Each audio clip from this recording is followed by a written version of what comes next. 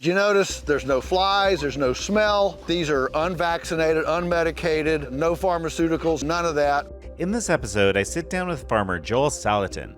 He and his family own Polyface Farms, and he's the author of 17 books, including Everything I Want to Do is Illegal, War Stories from the Local Food Front.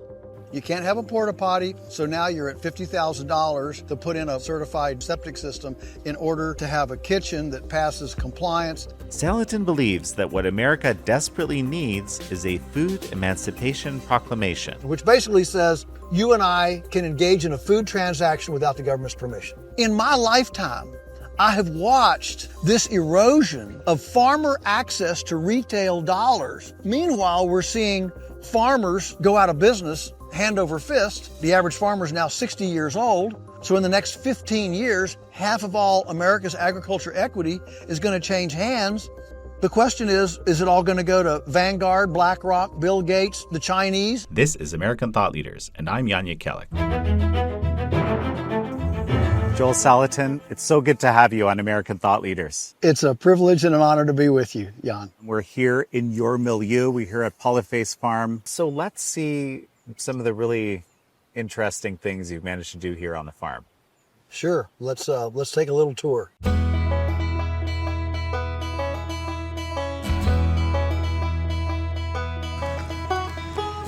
Isn't this a wonderful venue? Oh, incredible. Oh yeah, look at these guys. They're pretty beautiful animals, I mean. Oh yeah, well they are. They're really in good shape. I mean, oh yeah. It's very, oh yeah. Somehow it's very clear. No grain whatsoever. This grass is all they need. Yeah. So this is like the ultimate grass fed, basically. It's the ultimate grass fed. That's exactly right. Yeah.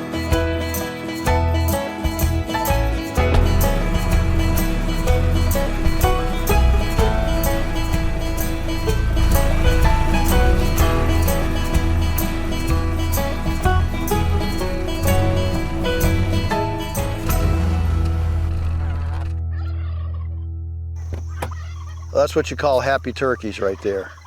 Turkeys actually eat about 3 times as much grass as a chicken. And because of that, they need way more grit. So this group of turkeys is eating 50 pounds of rocks a day for their gizzard.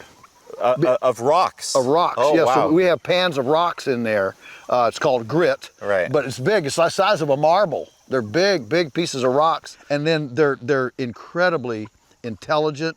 And they're very personable. They're very people oriented, as opposed to chickens, which aren't nearly as. For example, this fella. Yeah, they almost look prehistoric, don't they? They do a little bit. I call them pterodactyls. Yeah. You know, they're like the prehistoric pterodactyl bird. Yeah. Yeah, they'll clean every piece of green vegetation here that there is. And this is kind of this is where they've just been. Once they once they're gone. I mean, it really looks. It really does look like it's been mowed. Yeah. Right. Yeah. Like, look at this. Yeah. It's been mowed. And this is done. None of this was done. Like, literally looks like someone came in and chopped it. Yeah.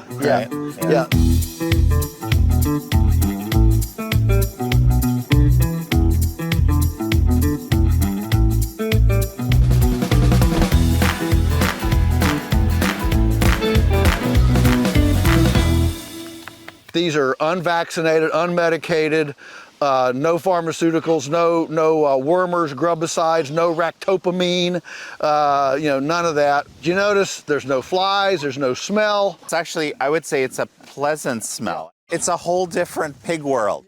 Everything's eating and being eaten. I mean, a compost pile is all about life, death, decomposition, regeneration. And everything's being consumed by something else and then essentially regenerating in some other form. Right. Okay? What makes the sacrifice of the pig sacred is the respect and honor bestowed during life. Right. That framework, that ethical moral framework, hangs on starting to honor the least of these. The animals, the plants, and honoring them to create a moral, ethical framework. It's our relationship with the natural world. That's right. That's right. That will translate into our relationship with each other. Exactly. And so is it any wonder that a society that now factory farms, Or basically animals, commodifies yes, life, commodifies and disrespects life in a factory farm, will also disrespect the individual desires of a person. And so yeah, it's very, very similar. Yeah. And this, and just, watching what happened over the last, this is watching over however many years, you kind of getting a feeling that we kind of go wrong. Right. And unless we start correcting that, we're going to have a lot of problems. That's right. Okay. All right, pigs. All right. These are big acorns, aren't they? All right. Carry on, pigs. So these guys get moved every 4 days. We call this the Millennium Feather Net. The house gets moved every 2 days, within the oval, and then the whole circle gets moved every 4 days. We can go in. So just step high. There you go, and you can go in and just see how pretty the birds are. Hi, ladies.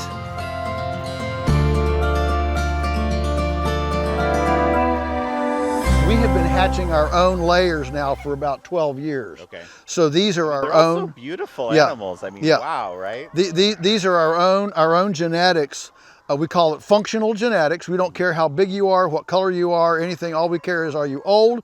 Are you healthy? Are you productive? If you are, we want your genetics. So we've been selecting those now for about 12 years, and these are the offspring of that selection process. Right. And they're pretty good looking animals. Oh yeah. So this is early in the morning, so they're just beginning to lay. There is zero smell, no flies. This is the official way to hold a chicken, is you put your middle finger between their legs. That's right. I've seen it. I haven't done it. And you hold them like this. That way, if they want to scratch, they're just out in the air, People, they hold them up here like this, well, then they can scratch, all this. But you hold them like this and just let their breasts sit in your hand, and they get real content, don't you? There you go. So these are roosts. Daniel came up with this. When we started with this, we had a hoop house. Okay. But the problem with the hoop house is it doesn't have any structural integrity up high, so you have to put all the bracing down at the ground. Well, then that becomes something that can catch a chicken, you can trip over, that sort of thing. So Daniel came up with this design that puts all the structural integrity up high, so you never run over a chicken and you don't have anything to trip on, because and then you're pulling this into the new area. So it's on skids, pipe skids, and it just moves. So you hook up here with a tractor to the feed buggy. This is all hooked together, and it just trains in. So this is 1,000 layers. And you can't use 2 geese, or they form a clan. Right. So it's only 1 goose. And that way the goose knows my only friends are these chickens. But the goose is the ultimate security agent. The goose hates everybody, hates me, hates you, hates the world. Totally non-discriminatory, he hates everything. And apparently everything you want to be doing here is illegal. Well, yeah, just about. And it's not just food regulations. It's other things. I mean, for example, we have a sawmill. We have 700 acres of Appalachian hardwood forest. This is the belly of oak and black walnut. We can legally cut a tree and mill it into boards, but we can't legally make it into a chair and sell it, because that's manufacturing. And we're an agriculture zone. Agriculture zone, this prohibits manufacturing. So, there's everything from food safety to, we'd love to make chicken pot pies for our customers. You can't do that without an inspected kitchen. Well, what do you have to do to get an inspected kitchen? You have to have an approved septic field. You can't have a composting toilet. You can't have a porta potty. So now you're at $50,000 to put in a certified, septic system in order to have a kitchen that passes compliance, so that you can make a chicken pot pie. You know, we when we started, we used to have 15, 16-year-old apprentices, but we can't have somebody under 18 running a power tool legally. Now, you can put that 16-year-old behind 3,000 pounds of steel so that they hurtle at 70 miles an hour down the interstate. That's perfectly safe. But a cordless drill in the hand of a 16-year-old? No, that can't work. You just live every day wondering, well, you know, what infraction did I make today, or who do I have to ask permission for today? We really are just suffocated in this morass of regulatory oversight. And the bottom line is you can't have successful small business with big government. Big government and small business don't go together. Big government and big business, that goes together really well. But and small government and small business, that goes together really well. But big government and small business don't go together well. Well, so why don't we start here? Tell me what you've got going here, and actually where you started. I mean, because you're kind of become the face of this sort of small regenerative agriculture, healthy, you know, don't use minimal kind of external product type operation, and a lot of people gain a lot of inspiration out of that. I'd like to go back. My grandfather, my dad's dad, was a charter subscriber to Rodale's Organic Gardening and Farming magazine when it came out in 1945, just right there at the end of World War II. And so Dad was touched with this non-chemical, we'll call it a non-chemical approach. I've almost come to where I don't even want to use regenerative agriculture. I just say compost agriculture, you know. But anyway, it's okay. Well, Dad wanted a farm. So after World War II, he was in the Navy in World War II, got discharged, went to Indiana University on the GI Bill, and gets on as a bilingual accountant with Texas Oil Company in their wildcat ventures off the coast of Venezuela. And so in 7 years, he was able to save enough. He got married and then was able to save enough to buy a 1,000-acre farm there in the highlands of Venezuela. And he said, what do these people need? And he thought, well, what they really need is dairy and chicken. They had bananas and pineapples and stuff like that, but animal protein was really, really lacking. And so since chicken is a lot quicker turnaround than dairy, well, let's start with chicken. So we started raising chickens, and all the indigenous chickens there at that time, this is 1956, 57. All the indigenous chickens were, had subtherapeutic pneumonia. They had snot, nasal drip. And you know how those Latin American markets are. You know, the farmers come into the village square to their vending spot, and then the middlemen, they don't, you know, at that time they didn't have Walmart and Costco. So how did the city senora, mom, get evening dinner? Well, she bought it from vendors who would buy from the farmers, and one would have the bananas, and so she would have this stream of people, you know, the banana man, the papaya man, the pineapple man, the lentils man, you know, the beans, whatever. Right. And sure enough, there was enough understanding there that a dry-beaked chicken commanded a high price because they were the healthiest. And so chickens were priced based on health, on lack of snot. Lack of snot. That's exactly right. Lack of snot. All right. So Dad takes our chickens down, and within 3 or 4 months, our chickens were completely dry beak, no respiratory issues whatsoever. And very quickly, he captured literally the entire local market. And of course, all the other farmers, instead of asking him, how do you do this? They accused us of witchcraft, voodoo, you know, all sorts of things. And so there was a lot of animosity there. And so then in 1959, when there was a junta and a revolution, what those kind of things do is create license for scores to be settled that wouldn't be settled otherwise. And so essentially, machine guns came in the back door. We fled the front door. We stayed for about 8 months as Dad met with every single, you know, federal minister to try to get protection. Nothing, can't help you. And so Easter Sunday, 1961, we arrived back to the U.S. in Philadelphia. Dad was 39 and had lost everything. And he still wanted to go back, which is why we ended up here in Virginia, Shenandoah Valley, and not out in Indiana and Ohio where their families were. He wanted to be within 3 hours drive of DC so that if things settled there and we could get back, within hours we could be at the Venezuelan embassy, get paper stamped, and back to the Venezuela. That never happened. So we looked at farms from roughly Lancaster, PA, down into the valley here, as far south as like Raleigh, North Carolina, all right, a big arc, and settled here on the most worn out, gullied rock pile, cheap, because it was so worn out, and settled here in 1961. So then Dad says, well, okay, how do I make a living on this farm? So we had all these advisors come in, public, private, different ones.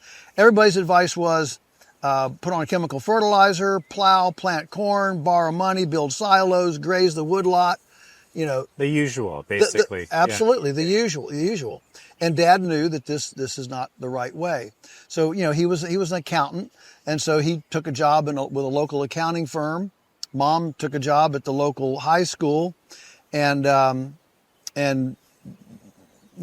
paid the mortgage, and we began what I call the decade of experimentation.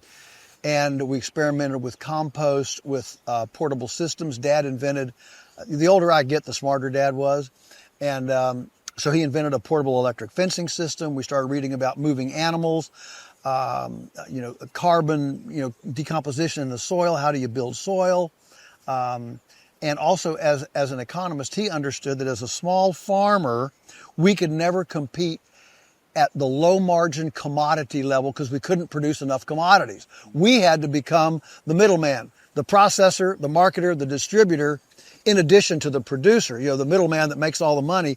We needed to wear those hats so that we could get the full retail dollar, because we couldn't turn enough pounds or widgets or bushels or whatever to compete at a low margin volume Large scale. Yeah. And so we began direct marketing throughout high school. I got my first chickens at 10 from Sears and Roebuck, and started selling to neighbors and people at church and just a couple of restaurants and schools. By the time I was through high school, I had 300 laying hens and had a big garden and was selling produce and different things. And so this was like, this entrepreneurship was just pushed right from the beginning. Well, absolutely, right from the beginning. And the neatest part of the, let me go ring the bell. Okay. I'll be right back, and we'll pick that up. The neatest part of the story. Yeah. All right. Okay. Let me go ring the bell.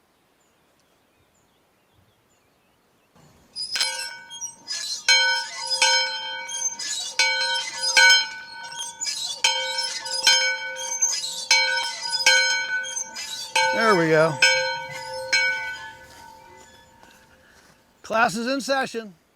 You got to do what you got to do. You got to do what you got to do. That's right. That's right. Okay. So entrepreneurship, the neatest part of the story. All right. So the neatest part of the story was, in Stanton here, 10 miles away, there was a Depression era leftover, what was called a curb market. It was started during the Depression in the 1930s.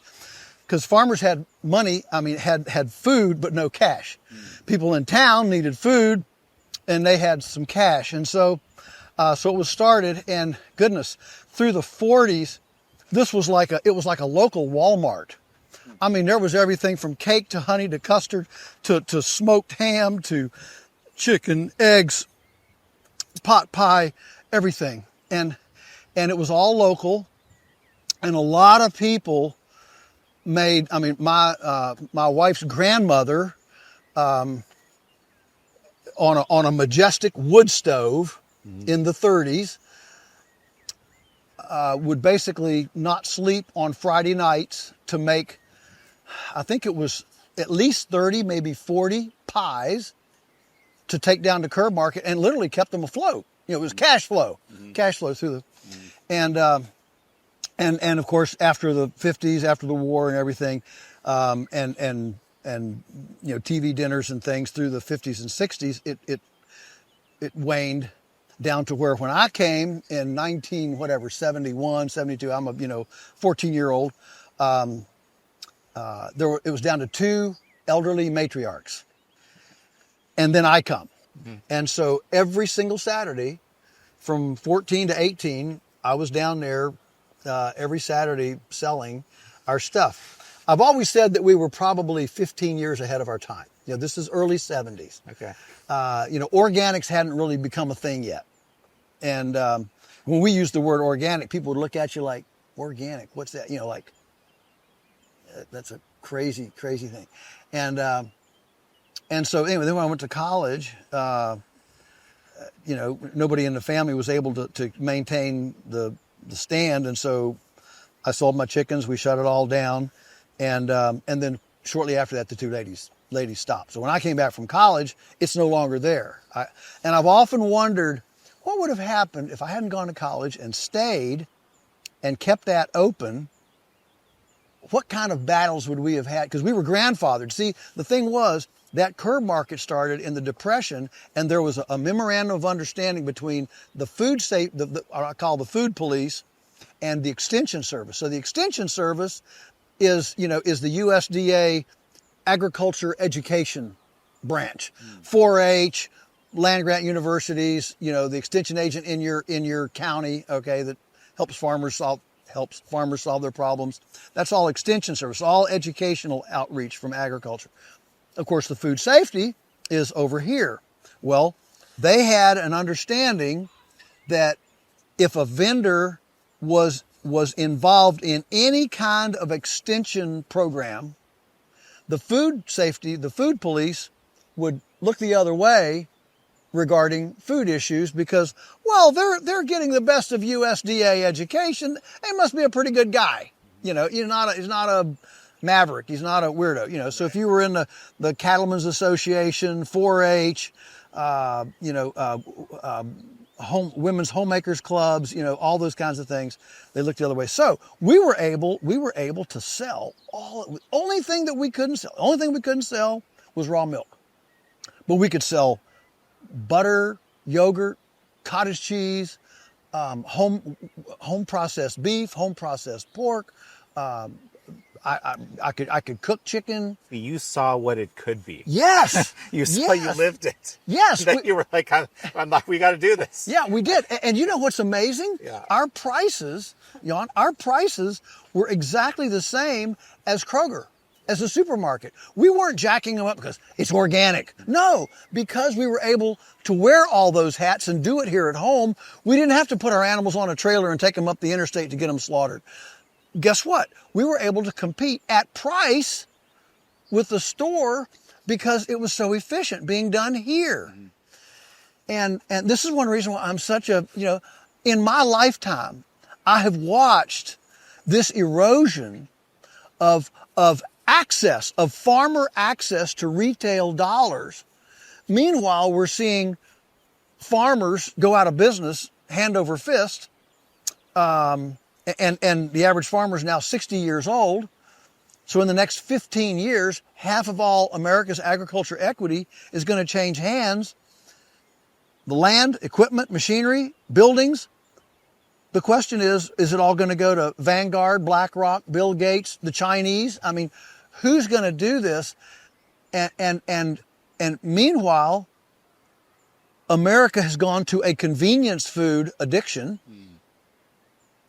We didn't take Michelle Obama's garden and know your farmer, know your food. We didn't take that to heart as a nation. Instead, we got Lunchables and Hot Pockets and squeezable Velveeta cheese, which then the industrial food complex started putting in MSG, red dye 29, and became, the proverbial RFK Jr.'s, ultra processed food with ingredients that you can't make in your kitchen.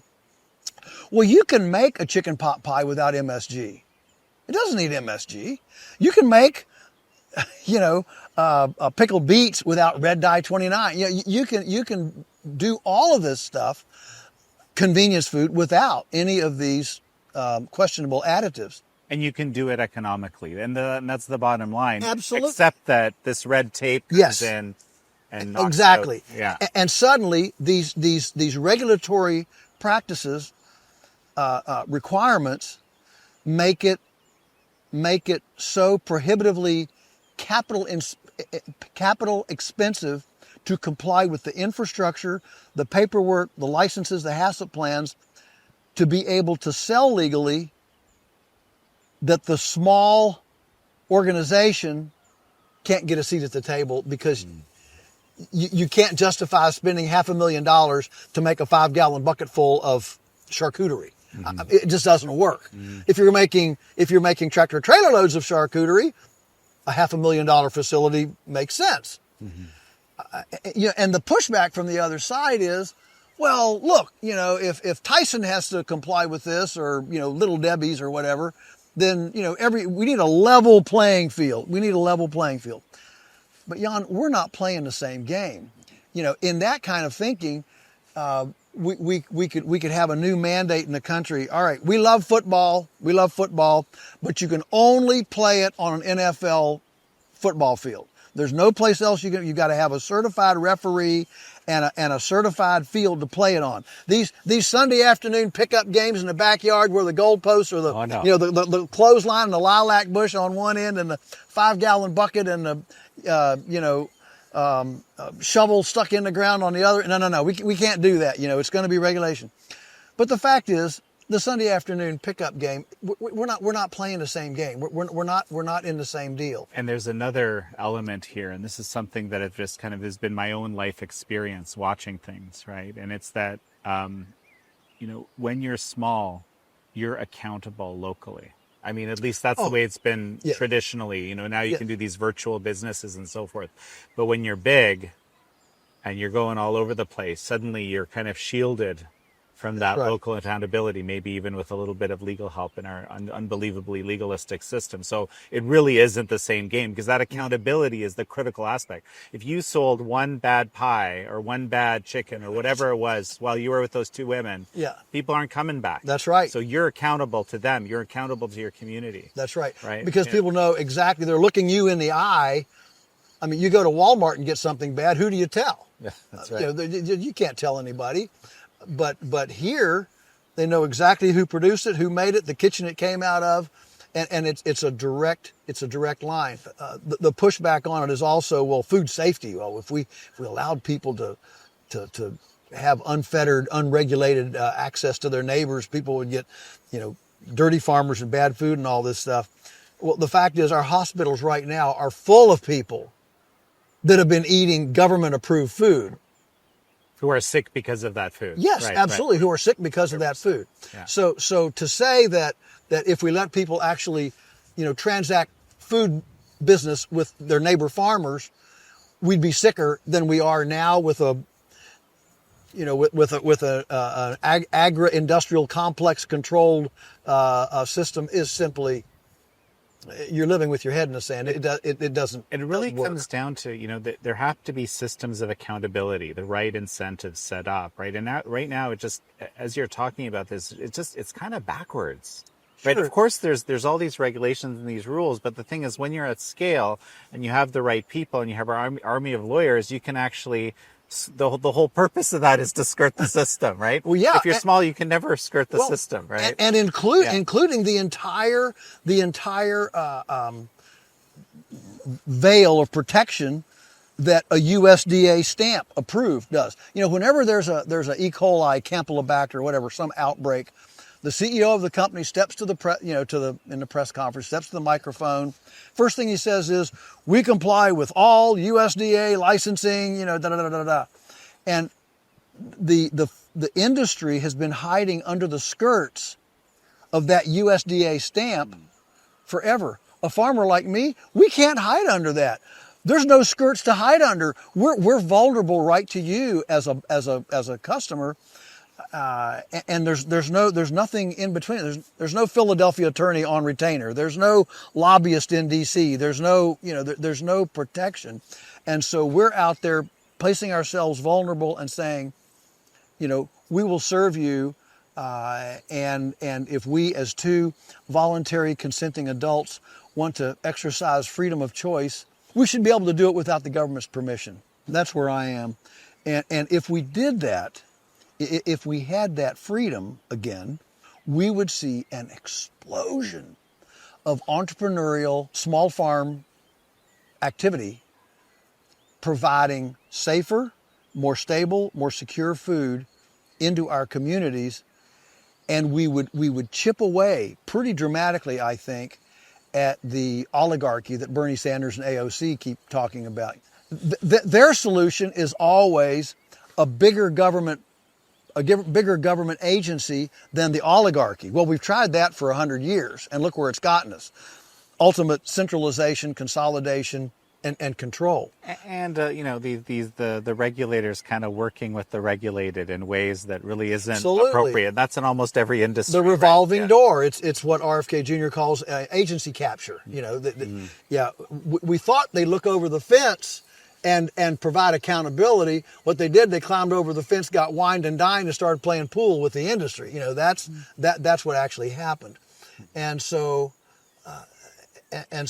what's happened now, what's really neat, that creates a moment of opportunity like we haven't had in a long time, I think, in this discussion, is we now have an internet accountability system, what I call Uberization.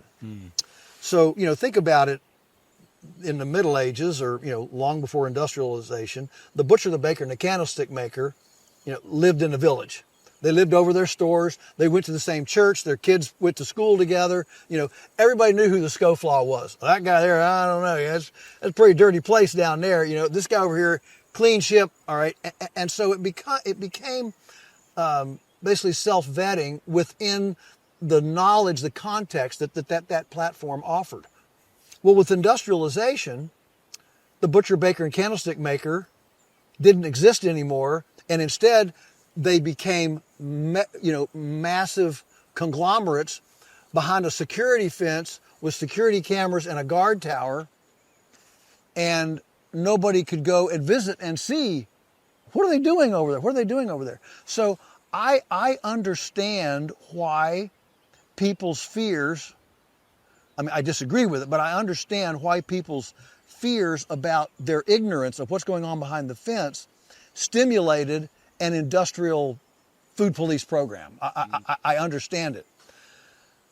Today, now, we have the capacity to bring the butcher, baker, and candlestick maker, bring that village voice down to a global scale with the democratization of information through the internet.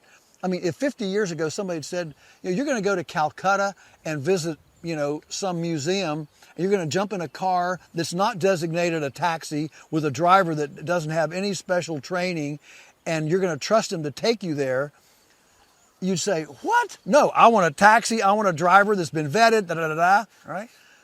But the internet gave us real-time vetting. If we're a bad passenger, the driver says, don't pick up that dude. And if he's a bad driver, the passenger's, right, don't go to that driver. And the internet re-embedded the village self-vetting into a system. Airbnb, same thing. Over 10 years, Airbnb doubled it. If you take all the rooms worldwide, Sheraton, Hilton, and Marriott, all their rooms worldwide, Airbnb added that many rooms in 10 years without driving a nail. No government agency, no oversight, no nothing. That is the power of the democratized global voice to self-vet. And so here we are at this stage of the game. Food and farming were the last sectors of the economy to join industrialization. The first one was transportation, the railroads and all that. Second one was communication, telegraph, telephone. And so farming was way down that list. So since farming was the last sector of the economy to join industrialization, it'll be the last one to exit. And so what we have right now, we have an industrial oversight, an industrial model for policing, managing, educating, controlling a system that is desperate to Uberize. We're ready to Uberize, but you have these industrial, regulations and guardrails to keep you from Uberizing. Which is why, my thing is we need a food emancipation proclamation. And so I'm not an abolitionist. I disagree with some of my friends in this, that we want to outlaw Monsanto, we want to outlaw glyphosate, outlaw, ractopamine in pork. I don't like that stuff either. But when you look for solutions in a society, in a culture that's got a problem, asking for a regulatory solution is the worst option possible. Yeah, you want a market solution. That's what you're asking exactly. for. Yeah. You want a liberty solution. Can we solve this with freedom? So I'm not interested in being an abolitionist necessarily. What I do want is a viable underground railroad, so that those of us who want to escape the shackles of the regulatory system and take ownership of our food choices can do so. And if we did, the price of local food would drop by 30 or 40%. So suddenly now, really good food is available to non-wealthy people. Food deserts would go away because empty lots could be turned into food things, and people could make food in their kitchens and offer it there in the community. And there would be an on-ramp for thousands and thousands of young farmers with small acreages to be able to make a full-time living on their farms. And the thing that strikes me about all this, like not even talking about the Uberization, there isn't really a danger to this large-scale farming system through this, is there? Like, it doesn't feel. It feels to me like something that can work side by side, and if anything, it'll help them because it will, kind of challenge them to become better in ways that maybe they're not being challenged right now. But they don't want to be challenged to be better. They don't want to be. So they see it. I'm with you. Like my point is, you don't need to create regulations to stop the big farms from doing what they're doing. You don't need to do anything. Let them do their thing. Just let these people do their thing. Yeah, and I believe that if we allowed this, thousands of consumers. I mean, I buy stuff too. We don't grow everything that we eat. Food buyers would leave the industrial system en masse if alternatives were cheaper, more available, and more abundant. Well, now you're telling me why they should be scared. And they should be, which is why they don't want this to happen. Right. If they admit, a lot of people are going to buy from these guys, then you have to admit there is a yearning in the marketplace for this that you're stopping. Yeah. Right. And so, they tend to want to eliminate. I think they want it simple. They've got a system. They've got it going. They don't want trouble. It's got a good steady stream of cash. Yeah. And this is disruptive, as Uber obviously was. Absolutely. And caused all sorts of look at the chauffeur industry and how they were. Well, and the medallions in New York City and on all of this, right? Right. So it's disruptive, but at the same time, I think it would be very positive, right, for everybody. Oh, right. Well, it would be positive. So if you look at, let's look at freedom, or liberty, freedom and liberty. All right. If you really had a liberty-oriented, a liberty-centric system, who wins and who loses? All right. Who wins? Well, the average person wins. Farmers who want to participate win. Who loses? Well, maybe people aren't as sick anymore, so hospitals lose. People are going to choose chicken that's not Tyson's, so Tyson loses. So it's the entrenched oligarchy, frankly, that loses in a free market system. The ones that win are the ones that offer opportunity and choice to the average Well, person. and I mean, I would argue that these, we call the oligarchs, let's just say the large scale operations that are, sort of deep in the system and, providing the food to America as we speak. I mean, it would help them to get better. And I think that's positive. Oh, right? absolutely. Oh, I do too. I mean, philosophically, absolutely. If they were suddenly pressured by 100,000 little competitors, you'd better believe we would see changes very fast. And this is really the best part of capitalism, isn't it? Yes. Right? This is where it works, because people will vote with their feet. Yes. And if you can provide something people will want too. Like it's not that, it seems simple and wonderful, actually, doesn't it? Yes. Yeah. It does. So on your farm, just lay out for me, like, where have been the biggest roadblocks that you faced? You mentioned the sawmill problem, and you can't make a chair and stuff like that. But let just, personally, but some of you've obviously overcome quite a number of these, because here we are, right? And part of it is these tours, which we're taking part in. We're going to have a lot of fun. Yeah. But so where would the biggest roadblocks be? And maybe give me one example of a roadblock and one example of the innovative solution that you managed to enact. Okay, so it's not always about food. For example, we started 30 years ago, almost. We had young people that were wanting to come and learn. I want to come and learn. I can't learn this in school anywhere. I need to come. So 30 years ago, we began a formal apprentice program. Young people come for a year. Well, we needed this isn't woofing, right? No. This is not woofing. This is a proper apprenticeship. Oh, this is a proper apprenticeship. Okay. Very formal, and a year minimum. Got to come for a year, not 6 months, not 8 months, a year. And but the problem is we couldn't build a house. Agriculture zone, you can't build.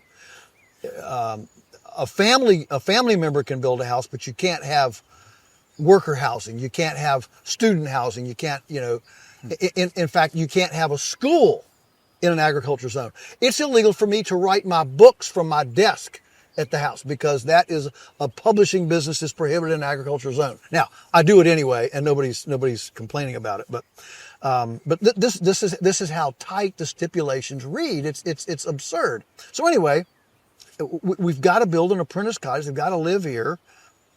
But we can't build a legal structure.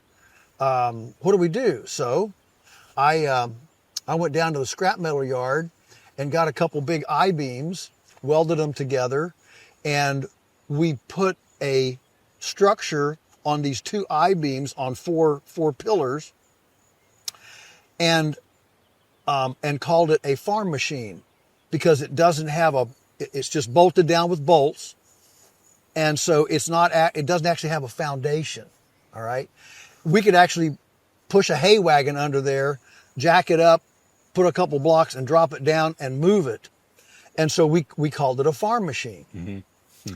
And it's not real estate. Mm-hmm. It's a farm machine. Mm-hmm.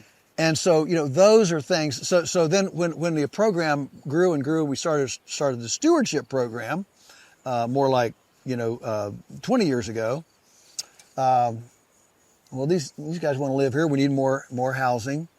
So I actually called our elected supervisor and the economic development guy in our county. I had the two of them out here. I said, look, we need apprentice and stewardship housing. I don't want to do something that's permitted, because if I have to go through a special use permit, the community's going to go crazy, because they're thinking we're building a university and there's going to be cars and, So I said, I need to know what we can build without a permit. I said, well, give us 30 days. All right. Well, at day 28, they called and said, we've got answers. Good. So they came down and they sat down and I said, all right, here's what you can build without a permit in Augusta County. You can build a farm building. So, a barn, shed, whatever. You can build a tree house. So, Swiss Family Robinson, if you got a big enough tree, tree house. If it floats, a houseboat. Mm-hmm. So one of the reasons to have a pond is to have water, so you can. And we came this close to putting floating houses on the ponds. So if it floats, number 4 if it has a chassis, so like an RV, okay? And number 5 is a hunt camp. A hunt camp. So we have the Polyface hunt camp. Now, interesting, the law doesn't say what you have to hunt. So we have the Polyface hunt camp, we're hunting for the truth. Genius. Yeah. So these are things. Now, we haven't figured out how to get around everything, but there are workarounds for numerous things. And I always challenge my friends, say, look, if those of us on the liberty side can't figure out how to circumvent, a bureaucrat, well, shame on us. There's got to be a way to go around it. Haven't figured them all out yet, but those are some things. There's a certain sort of comedy to all of it, isn't there? Oh yes, yeah. Our biggest showdown was we were dressing these chickens, and early on, I'm in my 20s. We're starting this pastured poultry thing. We're selling to local people. They're coming out here to the farm to get their chickens. They walk right in where we process them in the morning. We clean up. They come and they walk right into where we process them. It can't be dirty. These are people buying their food right here. And the state came in and said that's illegal. And it never occurred to me that it would be. That's how naive I was. What do you mean? I'm a voluntary farmer. They're a voluntary buyer. We're neighbors. What do you mean we can't butcher a chicken here and sell it to them? And they said, well, the air is unsanitary. The air is so you can't. And I figure they never go on a picnic. Really. Yeah. And they said if one fly enters your processing area, then it's an adulterated chicken and inedible. Here was the way they were trying to get me. Your windows have to be covered with fly impregnable mesh. Their interpretation was that assumed you had a wall. I said, no, it doesn't say I have to have a wall. It says if I have to have a wall and there's windows, they have to be screened. This became the crux of the showdown. And they're saying this is all illegal. We're going to shut you down because you have to have a wall. I said, it doesn't say I have to have a wall. It just says if there is a wall and it's got windows in it. So we went around and around and around. We finally went through the federal inspection. We got our senator, our delegate involved, and our attorney and different things. Anyway, 3 months later, we won. We won that. But it was a knockdown, drag out. It was it was our livelihood. They were going to eliminate our farm and eliminate all of our customers from getting vaccine antibiotic-free chicken, which at that time was very unusual. It's a little more usual now. There's more people have come to it. But at that time, it was extremely unusual to be able to find an antibiotic-free, vaccine-free chicken. And so we won that. But that's the kind of stuff they do. They came in and they said, so well, you have to have changing lockers for your employees. I said, we don't have any employees. So you have to have 9 changing lockers. I said, our house is 30 feet from where we're doing the chicken. We do the chickens in the backyard, So we have to have bathrooms. I said, bathrooms? Why? I said, I've got 2 in our house, 2 in Mom's house. They're 40 and 50 feet away. And if I want to go number 1, I just step behind the tractor. What are we going to do about that? But, when we had the showdown, our minority leader in the House of Delegates in Virginia came legislative aide for our elected guy, and she's standing there. She's sitting there with these guys, and she's got her little half moon glasses, and she looks up at them in our living room, and she looks up at them and she says, "Gentlemen, is it possible that somebody in Richmond created these rules who could not have conceived of a place like Polyface?" And of course, they had to say yes. They could. And interestingly, at that time, we had just had a microbiology lab run a test on our swab test on our chicken. They'd gone to the store and bought chicken. They'd come here and got chicken, sent them to a lab to test for bacteria. Yes.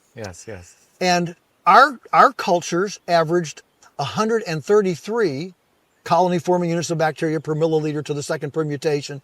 I already don't know what I'm just saying, but that's the way they write it. 133. The store-bought birds that had 40 chlorine baths, ours had no antimicrobials. The store-bought birds averaged 3,600. 3,600 versus 133. And I said, so if it's clean, who cares if it's outside, inside, in the kitchen? If it's clean, it's clean. Well, that's not all we're concerned about. I said, well, what else you can? That's when they started with the bathrooms and changing tables, all this, and so this was the progression of the thing. But, the average farmer, fortunately, I had 5 years of high school debate, 4 years of college intercollegiate debate under my shoulders. And then handy. Yes. And so I wasn't a milquetoast. Okay. Yeah. But most farmers are not gifted with that level of whatever debate, argumentative and rhetoric, ability, and they just roll over. And so this is where we are. We've had numerous things come up over the years, and that's why I wrote the book, Everything I Want to Do is Illegal, because I wanted to document what some of those are. When people say, well, why isn't your stuff more available? Or why aren't there more farmers that have your kind of food? Or, all those kind of questions. It's not that there aren't. It's a battle. It's a battle. It's not that there aren't people who want to buy it. It's not that there aren't farmers willing to produce it. You have this between the two consenting adults want to engage in a food transaction. You have this bureaucracy that becomes a bit of a nightmare. I keep thinking about how all of this really started from a grandfather's passion. Yeah. For organic. Yeah. Right? Or non-chemical, or however it's called, There's something beautiful about that. There is. It sort of got infused into a young debater. Yeah. And if there are young people listening to this, or young parents with kids, I like to tell the story that was pivotal in my early childhood. So my mom was a health and phys ed teacher before Title IX. Girls phys ed, very, very athletic, very athletic. My older brother, very athletic, played football, gymnastics, he was, and here I come, I'm this pudgy late bloomer, and, but I've got, mom that's this, health and phys ed, older brother that's this, standout. So I hit 7th grade. I'm going to go out for the baseball team at school. So I got to the baseball team, and, I don't make it. Mm-hmm. Okay. And that year there was a forensics meet, public speaking, poetry reading, prose, and I entered that and won it. Mm. And the next year, then I go on up to high school. I'm in 8th grade. I'll go out for the basketball team. They have an 8th grade basketball team. We'll go out to the basketball. So I go out for it. And I still remember today looking at that list, and my name's not there. And at that moment, I made it, okay, hang it. I'm good at talking, writing, communicating. I'm going to put all my energy in that. And so I joined the debate team. I was in drama, theater, and so I tell children that sometimes are struggling with something, trying to meet somebody else's expectations or things that they feel like they should do. Take those early failures happily, embrace them, because they help you know what you're good at and what you're not good at. Mm-hmm. The entire business program called Strengths Finders, I'm sure you're familiar with it. Mm. Their whole premise is, you hear people say, you need to work on you're weak there, you need to work on that. No, actually their whole model is, forget your weakness, get a partner, hire somebody, that does your weakness, and instead leverage your strength. Mm. Leverage your strength. You'll go farther leveraging your strength than trying to overcome your weakness. And I just think that's profound. Mm. And I know in my own life, it was pivotal in me moving. So I didn't play sports in high school. I was in I was on stage. I was on, and I honed that communication capacity. And the truth is, today, a lot of our success is my ability to tell stories, to communicate. Mm-hmm. Because communicators always lead their vocation. And so when moms come up to me with little, 8 and 9, 10-year-old Joey, in tow, say, my little, Janie or Joey says they want to be a farmer, what should I do? I said, get them involved in a local theater troupe. Learn to tell stories, be a storyteller, and people will come to hear you. No, that's it. I mean, absolutely amazing advice, actually. And I think this strength leveraging is something. I'm kind of learning about this later in life. Yeah, well, most of us, we want to be good at everything. We don't want to say, I'm just not good at that. But that is a very liberating thing to say, I'm just not good at that. And I mean, recently I've been asked to run for office or, be in some sort of political thing. And I'm not good at committee stuff. I'm an entrepreneur, go get it, make the sawdust chips fly and ask if we should have cut the tree later, Let's get her done. And I don't function in committees and focus groups and sitting around and let's spend the day yakking. I go nuts. Okay. And so I've told these, look, if I've got time to do that, then I'd rather write another book or, do a podcast or something. Mm-hmm. And so being able to be honest with yourself and say, I'm not good at this. I don't like this. I think is a very, very freeing thing to be able to put all your attention on, where you thrive, where you flourish. Well, so something you're very excited about, you mentioned earlier, I want to kind of get out the details of this because it's important, is this Emancipation Proclamation. Mm-hmm. So explain that to me. What does that mean? And again, I think it's not supposed to be something that's terribly threatening, right? No. Right? It's supposed to be something that's terribly helpful. Right? Yes. Just like Lincoln's Emancipation Proclamation was, in 1863. And I know I'm using colorful language, but I'm doing it on purpose. Mm-hmm. Because most people don't realize how enslaved our food system is. They say, well, I go to Walmart and look at all the labels, look at all the pretty cartons and things. What do you mean there's no choice? Well, if you ever notice the press release of any kind of food recall, it'll give the brands, it'll list the brands. Well, there's like 25 brands of ground beef or whatever. Well, it all came out of the same chute, I mean, they slap a different label on it, but it all came out of the same chute, the same funnel. And so people don't realize how little choice we have. And so the Food Emancipation Proclamation grew out of how can we create benefits on lots of different levels using freedom and no government agency to accomplish it. Mm.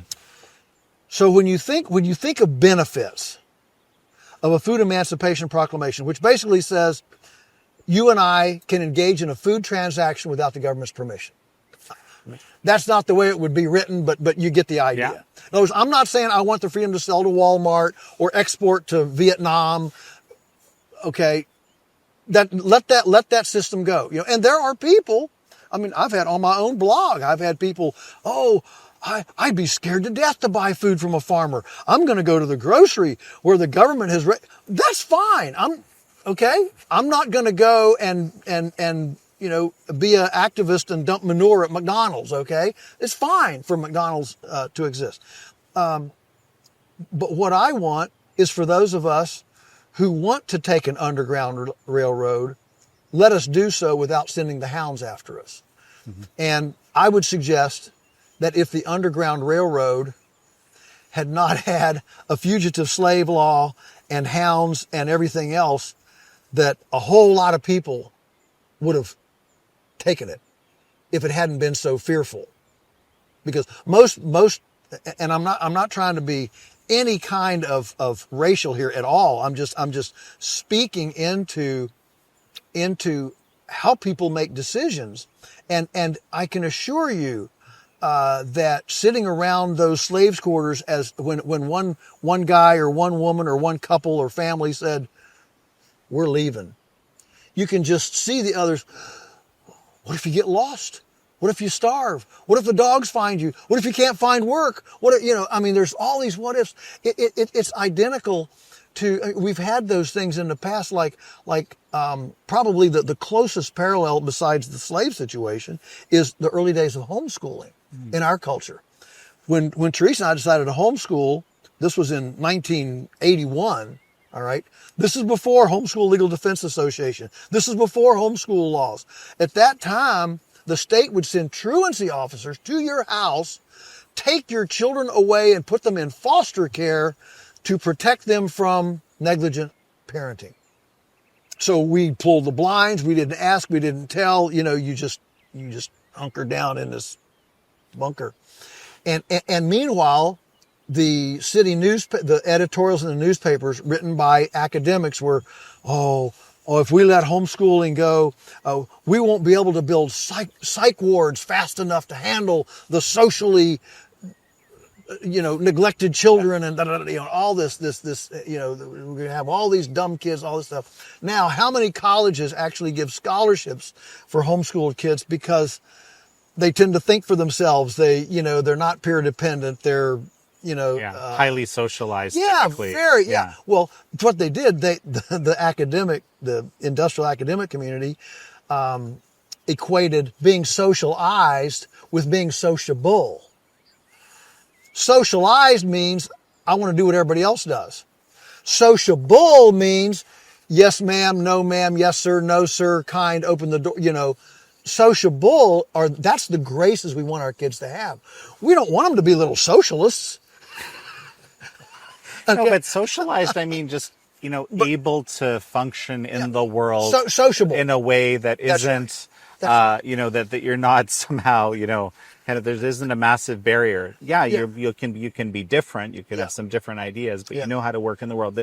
I guarantee you right now, TikTok and screen media is doing way more to make our children unsociable than homeschooling ever could have imagined. That's my sense. I mean, I think there's a lot of research that would back up what you're saying. I mean, we wanted our kids to be like us. Kind, gentle, respectful. Okay. Do you learn that in school? No, you learn to be a bully, protect yourself, fight back. I'm being broad brushed here, but how many people send their little 5-year-old nice little child off to school and they come back saying words and spewing ideas that where'd that come from? And is that the reason you decided to take this kind of radical position at the time? Absolutely. Daniel was born, and we're looking and we say, we were both we were both public schools, and we knew we didn't want that, but we didn't have enough money for private school, and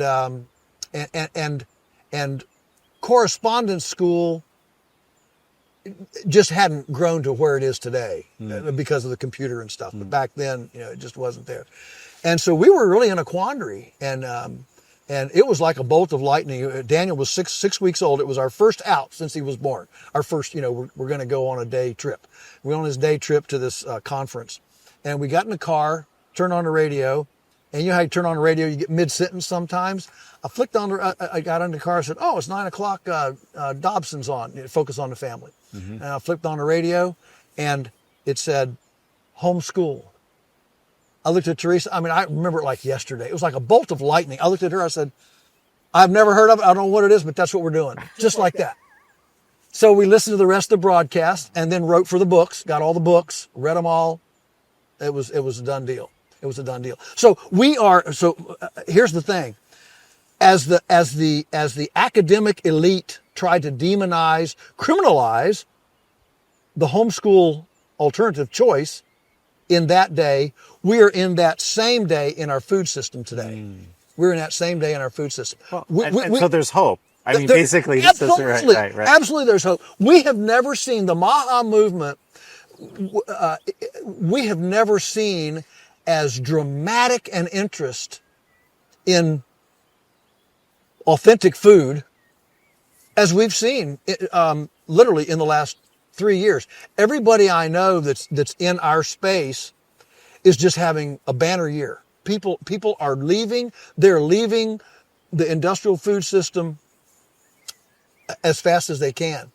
And I mean, all my life, we have just, you got to sell, you got to market, you got to sell, you got to market, Oh, we got to build up of inventory over here. Oh man, what are we going to do with this? It's hit and sell by day, and suddenly here we're running a 14-day complete inventory turnaround.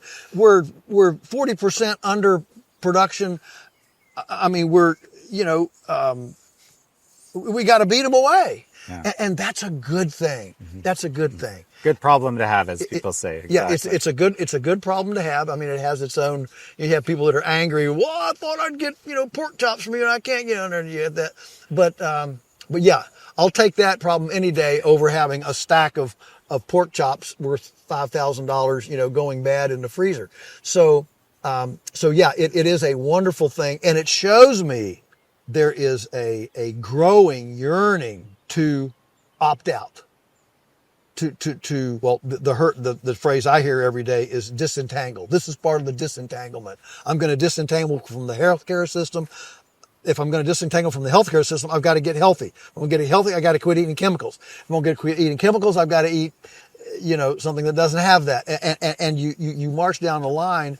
And I think that this is a natural permutation, kind of a grad school of homeschool. If I may jump in, okay? Like, I'm just remembering something a detractor called it, which is the Maha rabbit hole. Yeah. Yes. Well, or I would say the domino effect. Okay. You push over one domino and it moves you to this. So, 35 years ago when we were starting to get a little bit of traction and media attention and stuff, 75% of the visitors here were liberal, greenie, earth muffin, tree hugger, and then the homeschool movement kicked in, and suddenly it turned 50-50, and now it's 75-25 the other direction. And the homestead movement, I mean, I wrote a book, Homestead Tsunami. These homestead conventions are massive now, thousands and thousands of people at these things. In my view, it's a natural permutation. Okay, so we opt out of the first thing to go is the education system. We're gonna opt out of education. We don't like what the schools are doing to our kids. We're gonna opt out of that. Well, you opt out of that, and what happens is when you disentangle from one aspect of a culture and find it soul satisfying, the next question is, well, what else have I been missing? And so I think homeschool was the tip of the iceberg. And as people moved into homeschool, next thing you know, they're starting to question vaccines or the entire vaccine regimen. And next thing you know, they're starting to drink raw milk.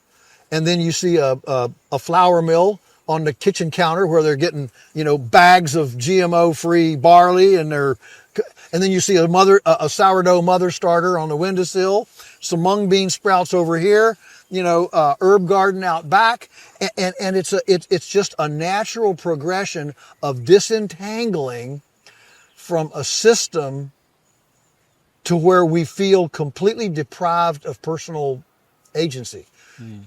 Here's what you're going to learn in school, and here's your your health regimen. Here's your school regimen. Here's your work regimen. Here's your and in my view, the system, what it does is it gradually erodes and destroys our ability to dream. Little children, they dream, and they go to school and they learn that the only thing worth learning is what the teacher says, and you're only supposed to be interested in it until the bell rings. Okay, this is John Taylor Gatto dumbing down America, you know. Mm-hmm. And so they go through, and they're trying to, then they try to please their parents, they try to please their teacher, tries to please their coach, and then as they get older, you know, then they get a job, they try to please their employer, and then they try to please their spouse, and by the time they're in their mid-20s, I'll say we are in our mid-20s, our life is so consumed in trying to meet the expectations and please the expectations of the other people in our life that we've lost the ability to dream. Mm. And so when I do like seminars to help people get into farming, I have a list of about 5 things, and one I start with, and one of them is, I give you permission to dream. I want you, don't worry about what anybody else thinks right now. And my mentor, Alan Nation, used to say, if you want to know what your real dream is, go back to 10 years old. 10 years old, you have become you know, your personality, your interests, your, you know, stuff. But you don't have any responsibility yet. You know, you don't have to make a living. You don't have to do this. And so 10 years old is generally the purest form of you there is. Hmm. And so if you're 25, 30, 40, 50, you know, if you got to get into a room and get into a yoga position and whatever, and just what was it like at 10? What did you dream about? What floated your boat? What did you wish for at 10? That's probably the truest part of you. And I got my first chickens when I was 10 years old. And I walked into that basement. This box came from Sears and Roebuck. I dumped those little chickens out, and those little fluffy balls they were in a box with a heat lamp over them, you know, so they'd stay warm. And I've never gotten over it. Hmm. You know, I think there must be a lot of people out there right now, especially, you know, with this newfound enthusiasm through the MAHA movement, through these changes being fostered through HHS. There must be a lot of young people looking to perhaps have that kind of experience and just kind of go down that road. And so, you know, and your whole thing right now seems to be to make it simpler for people to actually go down this road, to actually have something at a small scale that they can be proud of, that they can, you know, build an entrepreneurial business with. If you had one piece of advice, we have, the government is here, right? It's doing a thing. What is the simplest, best thing they could do at this point to help foster that? Do one thing. Don't make a list of things that you would like to do. Don't make a great big, no. Just what's one thing that you could do, whether it's start a sourdough mother, sprout some mung beans, have a little hanging herb pot on your front porch, a beehive on the roof, you know, a chicken coop out back. For some people, it'd just be go visit a couple local farms, and what can you get locally? Maybe even go to farmers market. I mean, but there is something that you can do that invests in a better world, in a better culture, in earthworms, for crying out loud. You know, what can you do today that would be positive for earthworms, that would honor earthworms? I mean, that's about as simple as it gets. The kind of food, you know, fixing something from scratch, whatever, and then and just do that one thing, and that's the way life is. You know, you don't know a year from now, but you can make a decision for an hour from now. When you get there, an hour from then. Life is not mapped out to where we make a 10-year map. You know, life, the end of life is an accumulation of all the, what should I do next hour? What should I do next hour? What should I do next hour? And if you do all those correctly, at the end, it'll be right.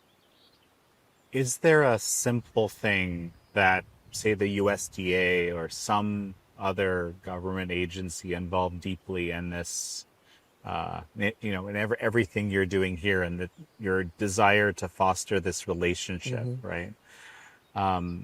Is there something simple that they could do to help make that happen in your mind? I really don't see anything the government can do that's helpful. I've been, and I have friends that just hate it when I say that, but all our life, we have just not found much help. In fact, we've had a lot of hurt from government agencies. So I just don't look to them. I just don't think that the government is capable of actually innovating in a sense. Government, when 51% of the people want this, then the government steps in. I mean, almost by definition, what the government does has to be wanted by 51% of the people. Well, that automatically puts it out of innovation, because innovation is out on the lunatic fringe. Innovation, by definition, is what most people don't want. That's where innovation happens.